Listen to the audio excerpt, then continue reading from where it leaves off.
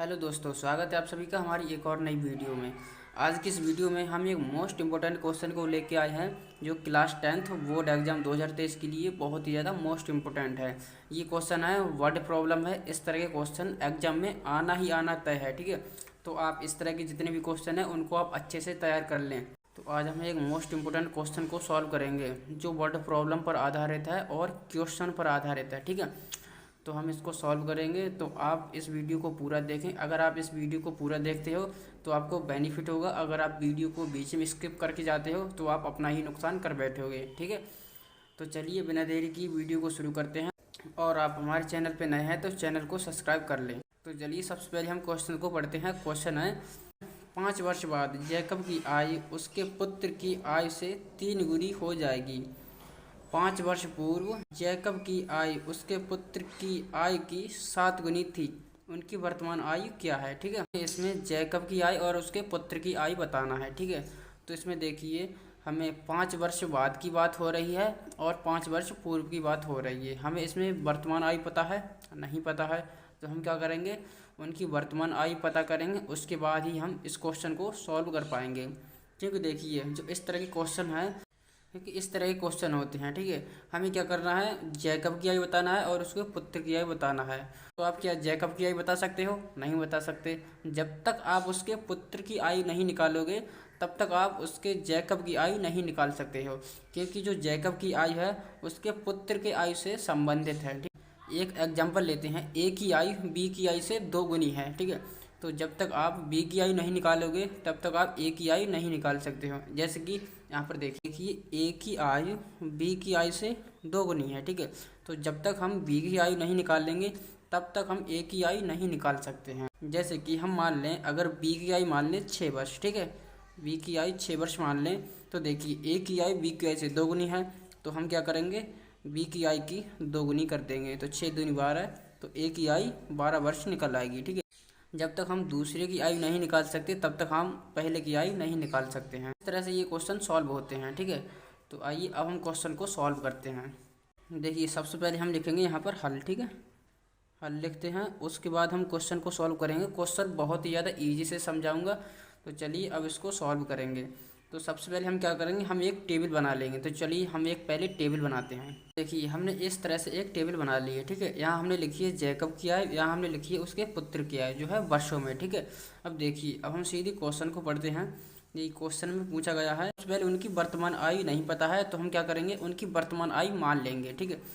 मानेंगे, यहाँ पर लिखेंगे वर्तमान आयु, ठीक। वर्तमान आयु पता है नहीं पता है तो हम क्या करेंगे, मानेंगे कि जो जैकब की आयु है वो है x वर्ष, ठीक है। यहाँ वर्षों में है। और उसके पुत्र की आयु मान लेंगे y वर्ष, ठीक है। ये हमने मान लिया, सबसे पहला काम हमारा खत्म हुआ। अब देखिए अब हम क्वेश्चन की ओर पढ़ते हैं। क्वेश्चन में लिखा है 5 वर्ष बाद। देखिए क्वेश्चन में बाद की बात होगी तो हम प्लस करेंगे, ठीक है। और पूर्व की बात होगी तो हम माइनस करेंगे। ये सबसे पहले हमें काम करना है। तो देखिए इसमें क्या लिखा है, देखिए 5 वर्ष बाद, तो हम क्या करेंगे, 5 वर्ष प्लस करेंगे। दोनों की वर्तमान आयु में 5-5 वर्ष प्लस कर देंगे, ठीक है। तो देखिए यहाँ पर लिखेंगे 5 वर्ष बाद, ठीक, 5 वर्ष बाद, ठीक है। तो हम क्या करेंगे, जैकब की आयु में 5 वर्ष प्लस कर देंगे, ठीक है। और देखिए उसके पुत्र की आयु में 5 वर्ष प्लस कर देंगे। अब देखिए उसमें क्या लिखा है, आगे देखिए 5 वर्ष बाद जैकब की आयु उसके पुत्र की आयु से 3 गुनी हो जाएगी, ठीक है। तो देखिए यहाँ पर 5 वर्ष बाद है, ये जो उनकी जैकब की आयु है उनके पुत्र की आयु से 3 गुनी है, ठीक है। तो हम क्या करेंगे, इस तरफ 3 से मल्टीप्लाई कर देंगे। ये भी आपको हम आगे समझाएंगे कि हमने इधर उसकी पुत्र की आयु में 3 से मल्टीप्लाई क्यों की है, ठीक है। तो चलिए आगे क्वेश्चन को पढ़ते हैं। क्वेश्चन में लिखा है 5 वर्ष पूर्व, ठीक है। तो देखिए अगर पूर्व की बात होगी तो हम माइनस करेंगे, ठीक है। तो हम उनकी वर्तमान आयु में 5 वर्ष माइनस कर देंगे। तो यहाँ पर लिखेंगे 5 वर्ष पूर्व, 5 वर्ष पूर्व। तो देखिए उनकी वर्तमान आयु है x-5 कर देंगे और यहाँ पर भी y-5 कर देंगे, ठीक है। अब देखिए आगे पढ़ते हैं क्वेश्चन को। 5 वर्ष पूर्व जो जैकब की आयु उसके पुत्र की आयु की 7 गुनी थी, ठीक है। तो देखिए जो उसके जैकब की आयु है उसके पुत्र की आयु से 7 गुनी थी, ठीक है। तो ये 7 गुनी है, तो हम क्या करेंगे, इधर 7 से मल्टीप्लाई कर देंगे, ठीक है।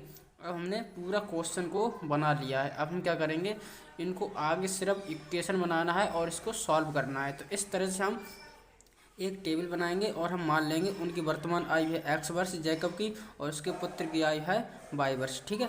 और देखिए 5 वर्ष बाद की बात होगी तो हम प्लस करेंगे उनकी वर्तमान आयु में, और अगर पूर्व की बात होगी तो हम माइनस कर देंगे, ठीक है। अब देखिए हमें एक इक्वेशन यहाँ से बनाना है और दूसरी इक्वेशन यहाँ से बनाना है, ठीक है। और हम देखिए चलिए बनाते हैं। अब चलिए हम समीकरण बनाते हैं। समीकरण बनाना है, सबसे पहले हम ये वाला समीकरण बनाएंगे, ठीक है। फर्स्ट समीकरण तो हम लिखेंगे x+5, इक्वेशन के लिए हमें बराबर दिखाना पड़ता है, ठीक है, और y+5, ठीक है।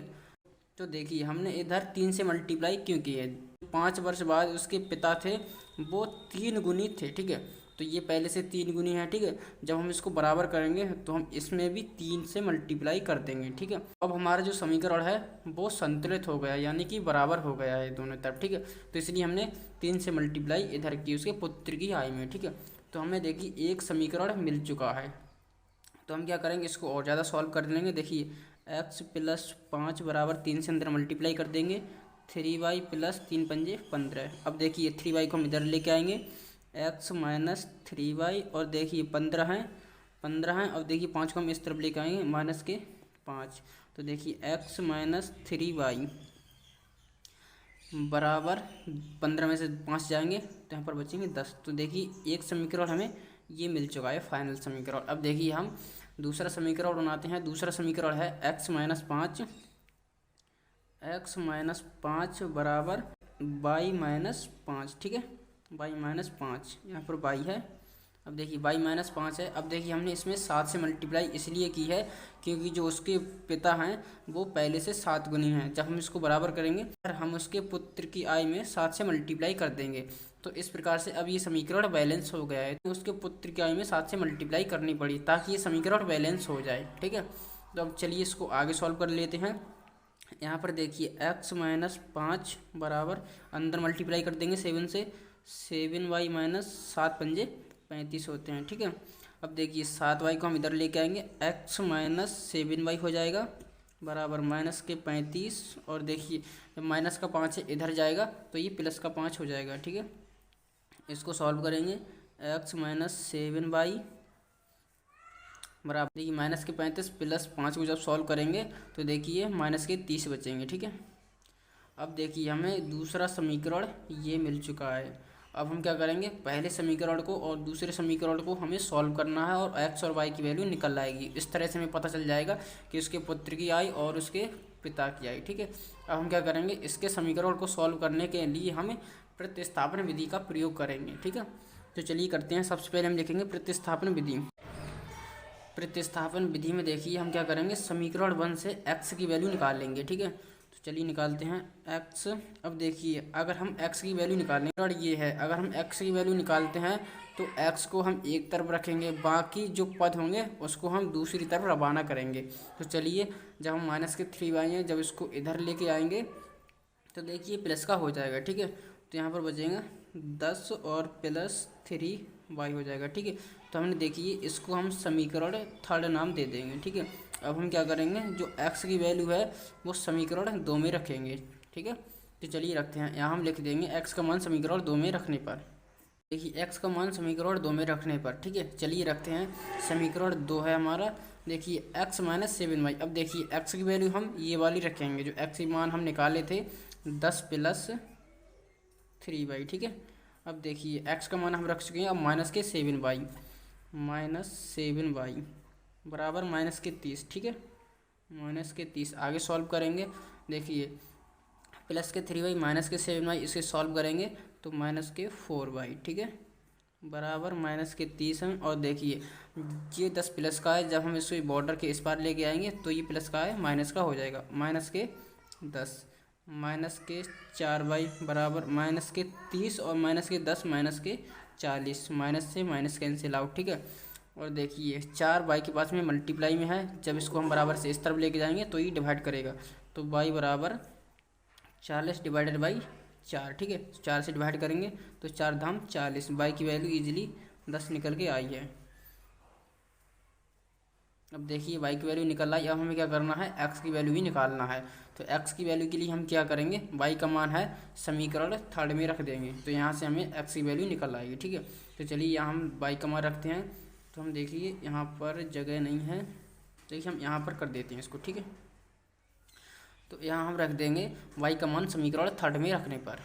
देखिए वाई का मान समीकरण थर्ड में रखने पर। ठीक है, तो चलिए रखते हैं यहाँ पर। देखिए समीकरण थर्ड है, देखिए x बराबर 10y प्लस 3y। ठीक है, तो चलिए इसको नोट करते हैं। x बराबर 10 प्लस की y है, तो y का मान हम निकाले थे। y का मान कितना निकाले थे, यहाँ पर देखिए y का मान 10 निकाले थे। तो हम क्या करेंगे, यहाँ पर सीधी y का मान रख देंगे। ठीक है, तो 3y है और 3 की मल्टीप्लाई में हम 10 लिख देंगे, क्योंकि यहाँ पर y का मान हम लगा चुके हैं, डायरेक्ट ही हमने पुट कर दिया है। अब इसको सॉल्व करना है। तो x बराबर 10 प्लस 3 धाम 30। ठीक है, 3 धाम 30। अब देखिए जब इसको सॉल्व करेंगे तो x बराबर 40 निकल के आ रहा है। तो देखिए हमें x की वैल्यू भी मिल चुकी है। अब देखिए हमें x और y की वैल्यू मिल चुकी है। अब हम क्या करेंगे, यहाँ पर देखिए, अब देखिए यहाँ पर जो इसकी वर्तमान आयु है, तो x की वैल्यू हम कितनी निकाले थे, x की वैल्यू निकाले थे 40। तो देखिए जो उसके जैकब की आयु है, तो ये 40 वर्ष निकल के आई है, वर्तमान आयु 40 वर्ष है। और देखिए जो उसके पुत्र की आयु है, पुत्र की आयु यानी वाई की वैल्यू कितनी निकाले थे, वाई की वैल्यू निकाले थे 10। तो हम यहाँ पर 10 लिख देंगे, यानी कि जो उसके पुत्र की आयु है वो 10 वर्ष है। तो उसके जैकब की वर्तमान आयु और उसके पुत्र की वर्तमान आयु ईजिली से हमने निकाल दी है। तो देखिए इस तरह से इस क्वेश्चन को सॉल्व करना था। क्वेश्चन बहुत ही ज़्यादा इजी था, आप इस क्वेश्चन को बिल्कुल भी मिस ना करें। तो चलिए आज की वीडियो में बस इतना ही। अगर आपको हमारी वीडियो अच्छी लग रही है तो वीडियो को लाइक करें और चैनल को सब्सक्राइब करना ना भूलें। Thank you.